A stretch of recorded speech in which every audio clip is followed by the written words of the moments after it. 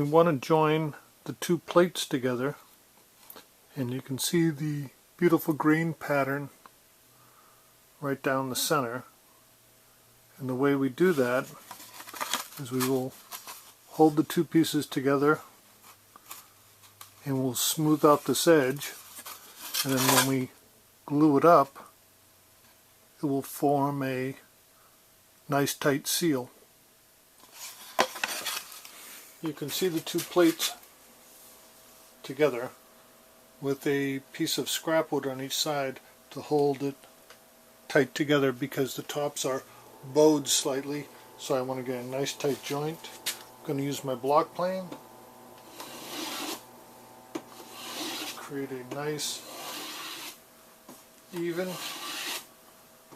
smooth joint. I noticed I'm getting a little bit of tear out of the grain because the grain is going this way on one and this way on the other one, so I'll use my sanding board, just a piece of wood with sandpaper attached to it, to smooth it out a little bit more.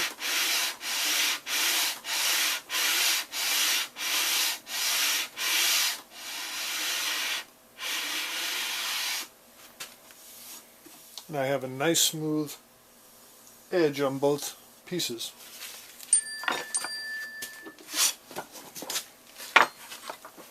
So when I hold the two pieces together, the joint is nice and tight, and no light will get through it.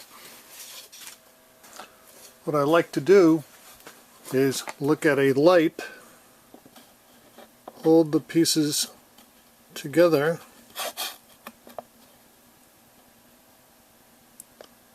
and if I do it, you can see I can't see any light through the pieces. The way I glue up the top is I have cut out of a piece of 3/4 inch plywood, put a coat of shellac on them so the glue will not stick to them, and we will place glue on the edges, place them on, attach them with some rubber bands, and then place additional ones on. That way it will keep it down flat and tighten up the joint. So let's begin.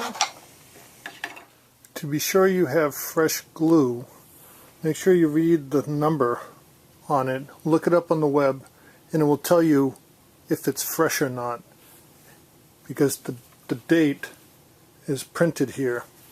You want glue that's 6 to 9 months old and no more. I usually put the date on it when I buy it. Put just a little bit of glue on. Don't want a lot of squeeze out, but you want a little bit.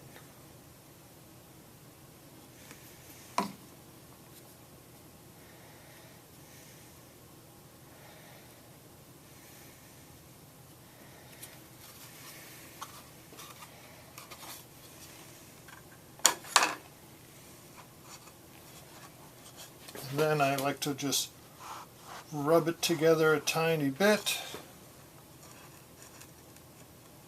And now that we have it, start putting on the rubber bands. And you can start at the end, start in the middle. It really doesn't matter as long as you keep the bars spaced out. As you can see, slight variation. I forgot to put the 2 bars on. That allows me to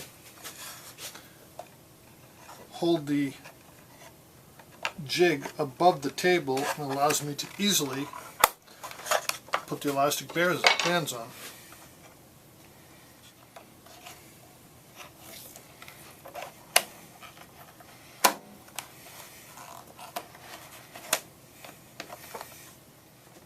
And you want to move fairly quickly on this because you don't want the glue to start drying. You have about 3 to 5 minutes to complete the whole process of glue up and clamping.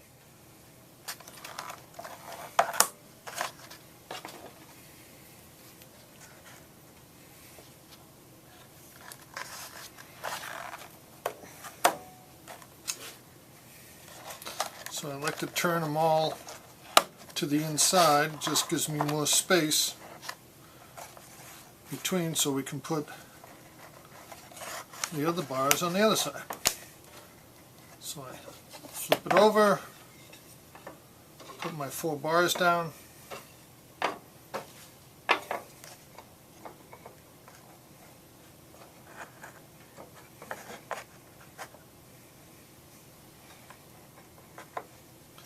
and again our large rubber bands.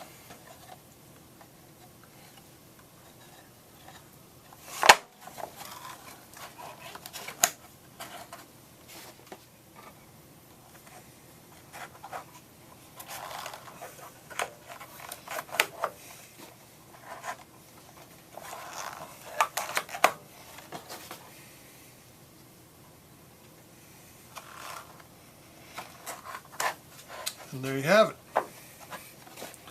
It's nicely joined together in the middle. A little bit of glue squeeze out. You may be able to see that. A little bit of squeeze out on the seam. That's okay. Don't worry about it. We'll take care of that afterwards. It's nice and tight. And the pressure of the bands will keep it together and also keep it flat. So we'll put that aside to dry.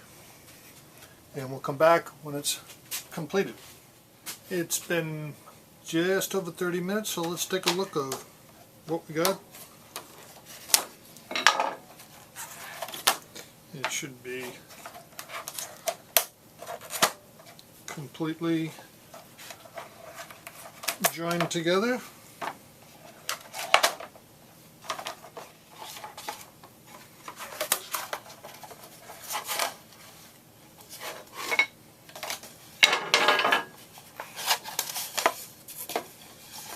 And this is not uncommon. Once in a while one of them will stick slightly. Just pull it off. And as you can see, we have a beautiful top. Let me show you a little trick about cleaning off this glue residue. Get a single edge razor blade and we're just going to rub it on the edge of a screwdriver or something, and you'll see it makes a little cup. It will make the tip of the blade tip over like this, and we'll use it as a scraper.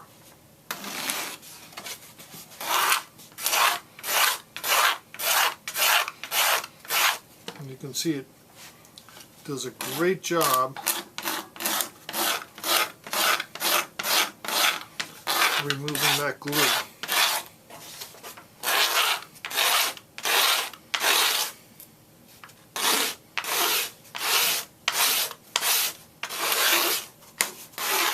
And as you can see, its glue line is barely visible in the center.